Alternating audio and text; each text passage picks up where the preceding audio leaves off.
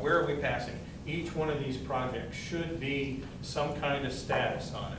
I'd like to see that status, what are all those things? And I'd also like to see that status published so that you guys can see, I as a John Q. Public and you as John Q. Public, publish that out and say, okay, this is where these projects are, this is where they are. The Water Authority does continually, I mean, we had one meeting not too long ago that went many, many hours because there were all these projects. And then we voted on, and you basically pay each one of these guys when they reach a pay point. In other words, they've done so much. And so what I'd like to see is, what is all of that? How does that all total up? Some of the other guys have talked about the debt. Where does all that fit? How are we paying that on? You know, get a global picture so that we can answer those kinds of questions. That answers maybe too far. But your philosophy as an individual on the water board would be to be very, you know, mindful that it's not my money, that it's your money. And try not to spend, you know, that's why I'm against some of the current, some of the features that they have in the current, the old golf course plan. Because I think it's too expensive. It's more money that I think could be spread to other pieces and parts. It's pretty, we really need it. We're spending the lion's share of our time tonight talking about the golf course, which is an area, a very small part of the Cleveland City Water Authority. But I currently serve on planning and zoning. I'm the chairman of the city of Terre Lake Village. And one of the things City Council constantly asks of us is, well, what are the unintended consequences? And the unintended consequences of overbuilding this project will be that it will adversely affect that water bill you see each month and possibly your taxes. If they're not careful with it, most projects have overrun. If they're managed properly, they don't have to. Again, when planning and zoning comes up, we also have to consider what's the cost benefit analysis. I have not heard any of that to date. And that's another concern I have. Why spend money if it's not going to have the desired result or benefit, or at least an effective benefit? This is something that, as an individual, we all have to balance our budget. If, towards the end of the month, the checkbook has no money in it, what do we stop doing? Spending. This is what the board has to be aware of and manage the assets they have. I'm extremely conservative with my money, as will I be as a director.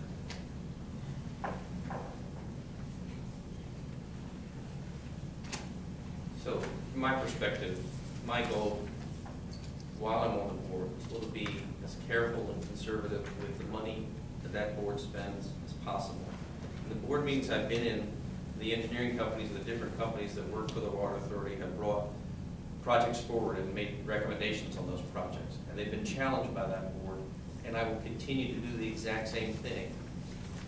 The recommendation from a contractor might be to put in a new pump system when the actual cause of the problem happens to be problems with pipes upstream. And that's going to be my question. Do we need this now, or do we need to worry about the pipes that are going in there? We have to look at the whole infrastructure, and that's what I'll be concentrating on. I'll be concentrating on maintaining the lowest possible water rates and tax rates that we possibly can. And one of the ways that that can be done is making sure that the voters always vote for bonds. It's my understanding that the Water Authority could take out their own bonds without them being voted on by the people. And I don't support that at all. And this board that's been there in the past has always put the bonds to the people. And I would continue to support that very same thing. It's, for me, living in this community, I know that when if you water the lawn or whatever it is you have to do with your water, you don't want a huge bill. And I want to make sure that the bills stay as low as possible for everyone. And by doing that, making sure that if someone comes forward with an improvement or something that they want to do, looking at it and saying, is this the right place to spend the money and the right way to do it? Short and simple, keep green space green and keep the green in your pocket. Okay? We all have parks everywhere else around in the community that we all use, and to develop this huge debt that, you know, people in Bay Oaks, people here in Taylor Lake Village have parks that probably need some work, to shrink this down. Harris County Flood Control has already said it's not needed. Yes, there's a single hydrologist out there that said, you know, get a study. But Harris County Flood Control is a huge entity that I've worked with in the past, and they say it's adequate and not needed. I will work to do just that. Keep green space green and green in your pocket. I have a background in plant management, and my duties were to hold down costs, get out a quality product. I would use the same philosophy on the water board. Also, as project manager, I had to build refineries within a certain space of time and a certain cost. I would use that philosophy there with the water board. This golf course, well, I don't know what to say about that. I have something I'm gonna leave for all of you to look at. It has tax rates and water rates for various water authorities in this area. To go back to what you said, you asked about, I was told that this development of exploration creek would cost $34 million in present day dollars. Now I'm just taking the word of what someone told me. But then they said it would be maybe the order of 17 million if we did not have to pay to dig the dirt, haul it away in a truck and park it someplace.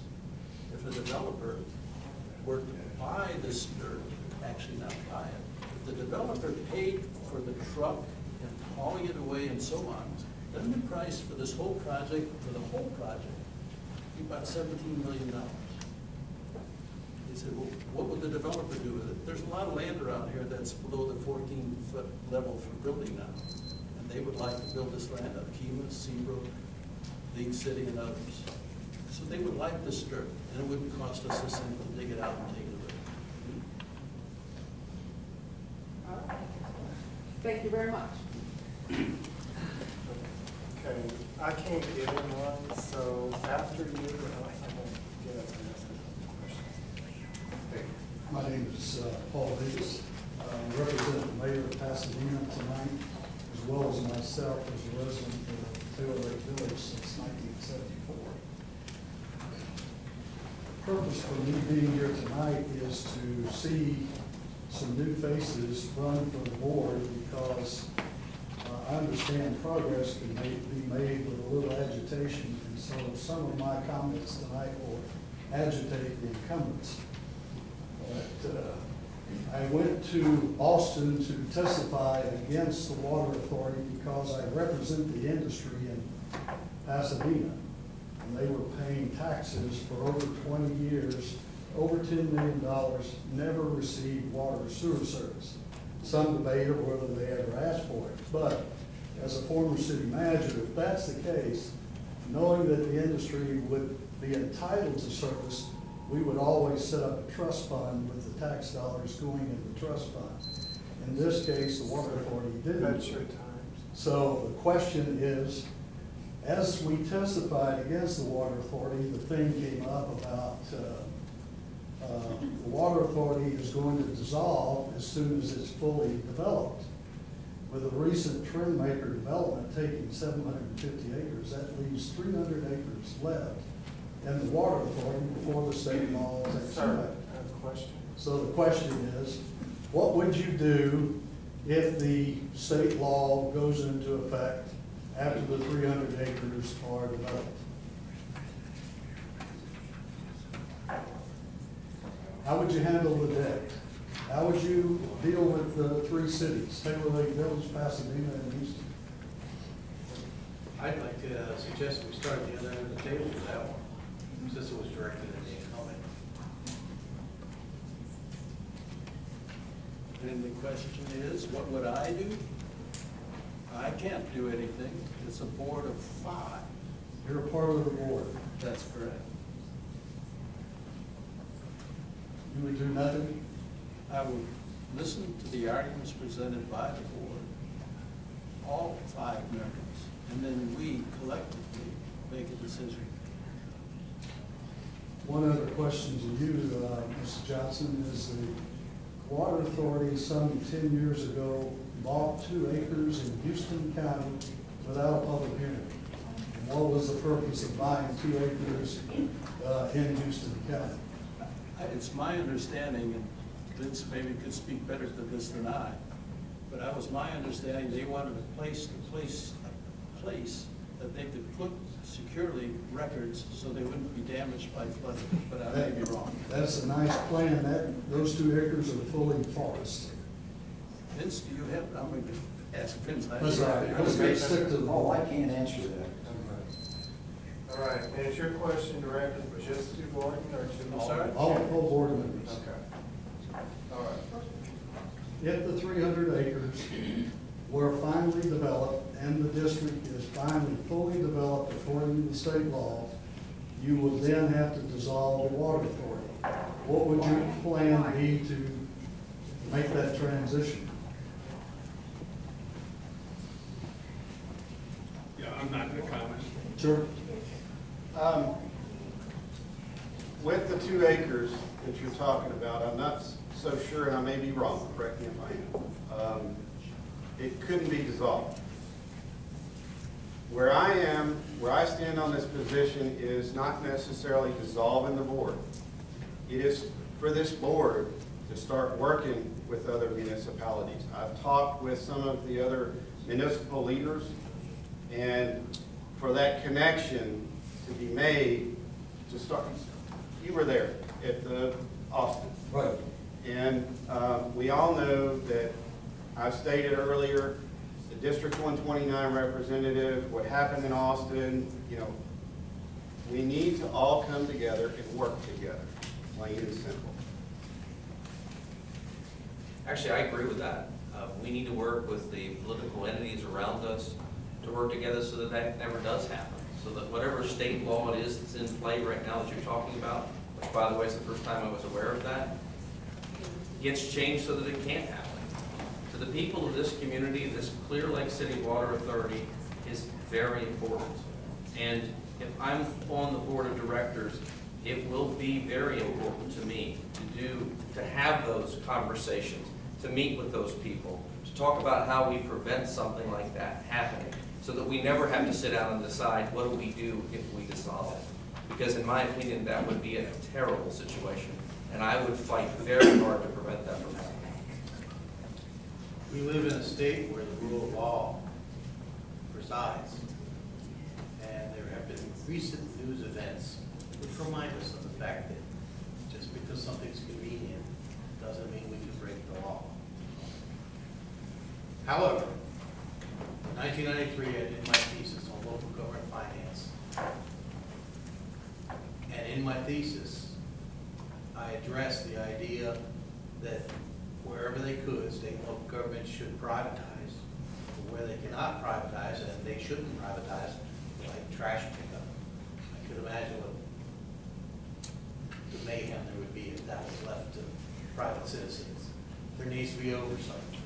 But in contrast, what we need to do is work as a board to maintain the good water system we have at good competitive rates.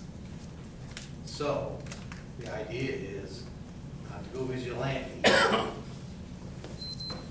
but go ahead and work towards making it a viable system after development is completed.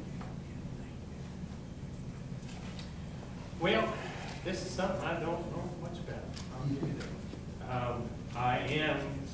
Have spent the last 30 years understanding government regulations, FAR, and so forth. And you think things are complicated, deal with the federal government.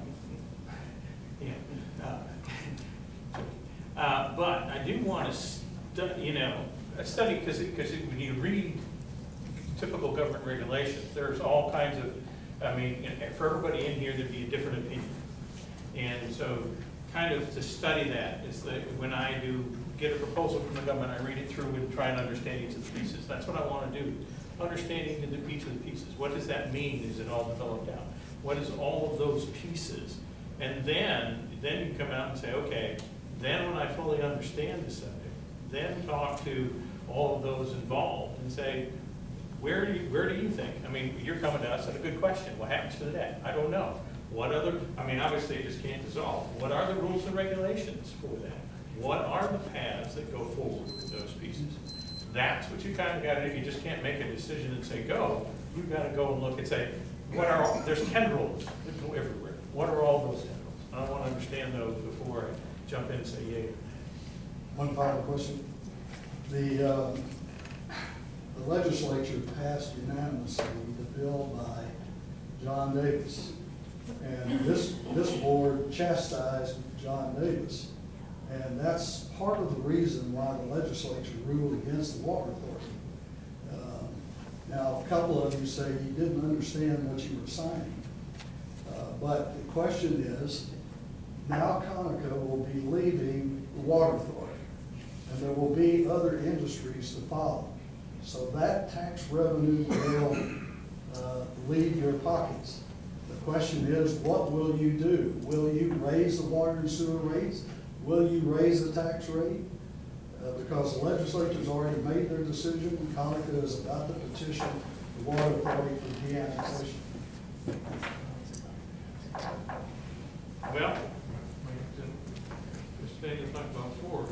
If you lose revenue, you got to look at what you can cut. First thing is, what can you cut? Last thing you want to do is raise rates. But as we all know, eventually rates are going to go up. We hope to minimize. I'm on the board. We want to minimize that. And to me, what I got to do is I got to understand what are the costs. Where are the things that do and don't matter? What are, you still got to do, we still want fresh water to drink. You still want to get rid of the fact that when I flush the toilet, I still want it to go away and be treated rightly. And I don't want my streets to flood. Those are your 3 top priorities. Take care of those 3, and you can't do any more. What you got to do, to maintain those 3. Ditto. And I don't disagree with that at all. I mean, you have the budget that you have. However it changes, wherever it comes from. I've dealt with, like these gentlemen, I've dealt with the budgets across large programs for many years, managed many subcontractors. You have the money that you have. When the boss looks at you and says, you've got to cut by 10%, you cut by 10%. That's what you do. And the last thing you want to do is tell somebody, I got to raise your rates. How do we find, you bring up hypotheticals, and the biggest problem with a hypothetical is you don't know all the facts associated with it. But I can tell you, whatever those facts are, as a board member, I'm going to sit there and look at them and make a reasoned decision.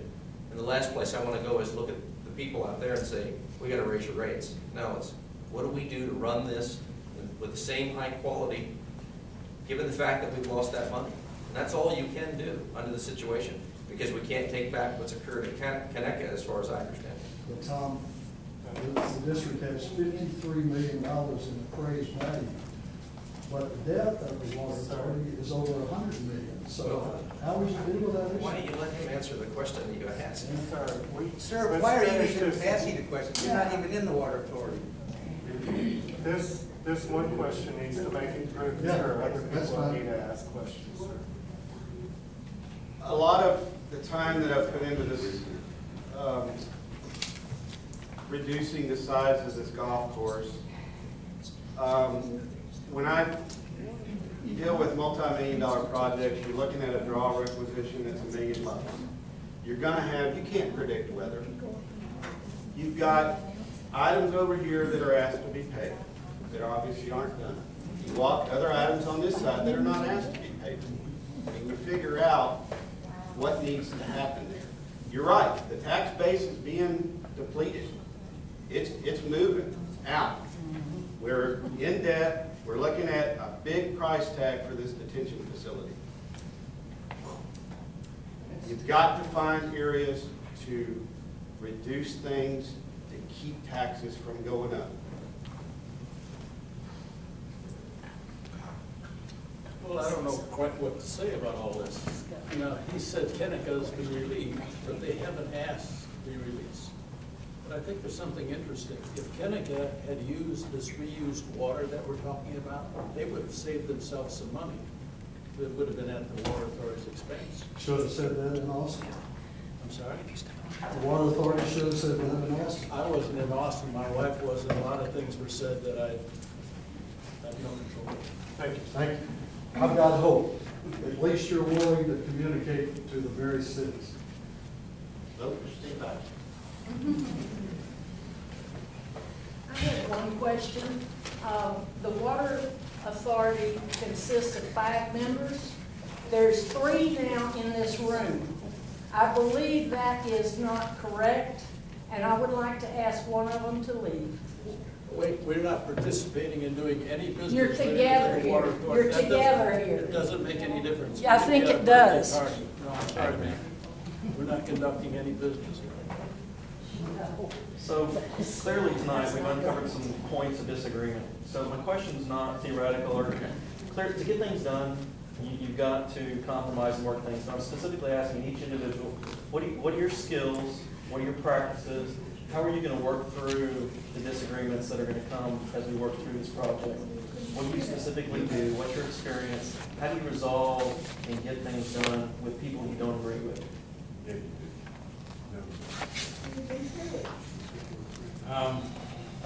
In my work, you make a mistake, it's public. The most public mistakes ever. I've walked through 2 shuttle accidents, and we had to learn to work that. And one of the things I've been trained for years and years and years is teamwork. You have to work as a team. We had to work as a team after each of the shuttle accidents. And so I have 30-some years of working as a team. I was a production supervisor. And when you have to work as a team to produce a product that can't make a mistake. So that's what I bring to this table, is that I've been a team player, been on teams for more than 30 years. I've made a living solving problems, and most of my professional life, outside of the military that is, the people I work with on a day-to-day basis don't report to me, nor do I report to them. I must still influence them. I must be able to convince them that what I need done is not only in my best interest, but also theirs. Otherwise, they wouldn't be motivated to work. So I have developed a great skill at being able to communicate with people, find out what motivates them, what they're interested in, and find a way to find common ground. There's no sense in leaning across the table with a gnarly paw on the table, growling at each other. That doesn't get a whole lot done. I think the most important skill when you're dealing with problems with a group of people, or when you're dealing with disagreement, is listening. I spend a lot of time listening. And what I listen for is I listen for the things that each side is saying that they agree with, and they don't even realize they agree. Pointing out those simple agreements many times helps a group of people that are disagreeing realize that they're a lot closer to a solution than they even thought they were. Regardless of how intense the conversation may be, if you sit and you listen and you find that common ground, then you can get rid of a lot of the, what I would call minutia of the argument. You already agree with those things, guys and gals. What is it that you disagree on? Focus in on what's where the disagreement is, and find a place where you can compromise so that all the parties get what it is that they're looking for. I've been doing this my whole career because I've had to. I've been a member of teams from the day one when I started as an engineer. And I've mediated very, very serious problems as an attorney where I've had to sit with 2 people that thought they had nothing in common. And I was able to point out, well, actually, the only thing you don't have in common is this one little small thing over here. That's how I would work on this board as a team member, to help them realize and find a path to solutions to problems that come up on a regular basis. I've been doing it my whole career, and I will continue to do that. In construction administration, which one of the services that I provide as an architect, when you get on a job and you're looking at money, you're looking at time, I'll very directly tell Mr. Contractor and Mr. Owner, I'm not for you, I'm not for you, I'm for what's right. I'm for what's right for this community, plain and simple, okay? We can all talk about this wall or this whatever that we're looking at, that nobody can agree that it's 75% or 60% complete, but we can all agree that it's 100% complete. That's the bottom line. I'm an engineer. By nature, we're problem solvers. The first step is to find the problem and then go from there.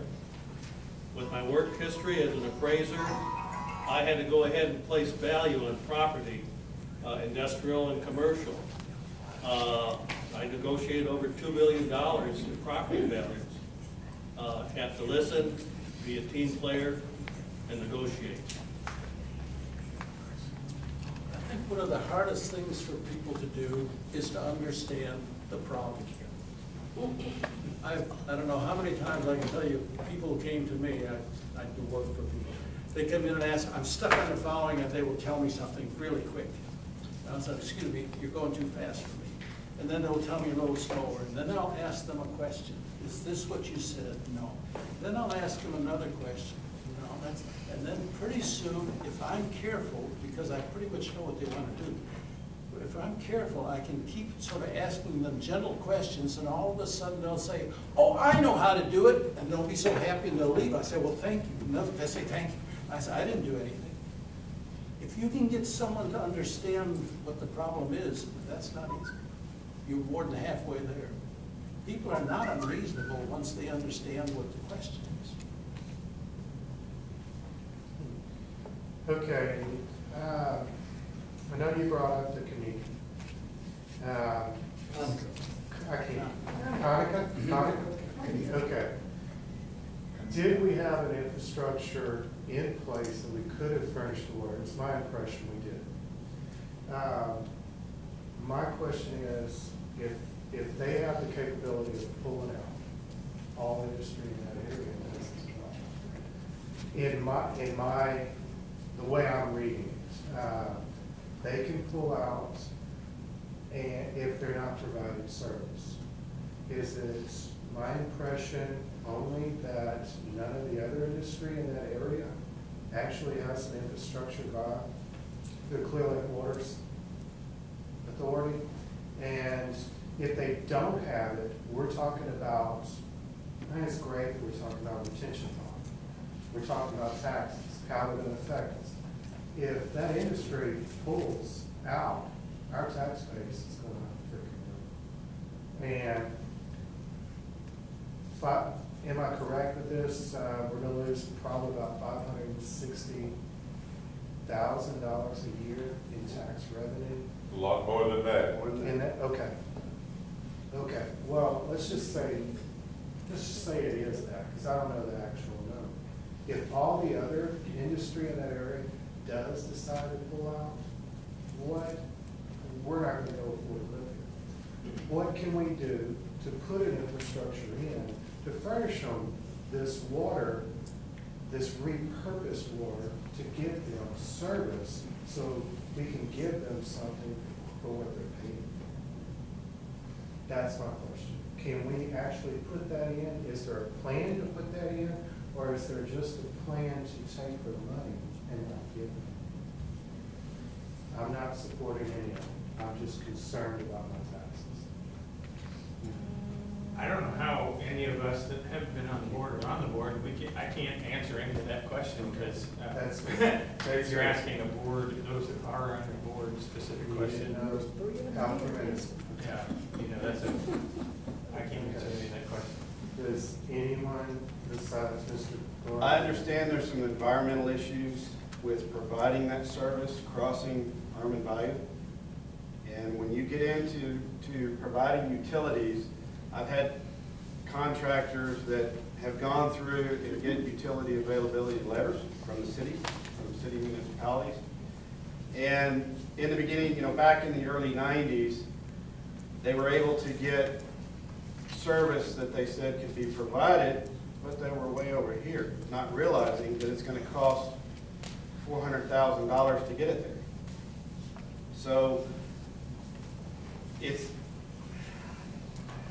I don't know what that answer is. I know that there's some huge, huge obstacles, and I don't know that they can be overcome, especially with what happened in Austin. I think that was, to me, like I said, brought my feet to the fire because the way that that was handled was wrong. And I'm all for working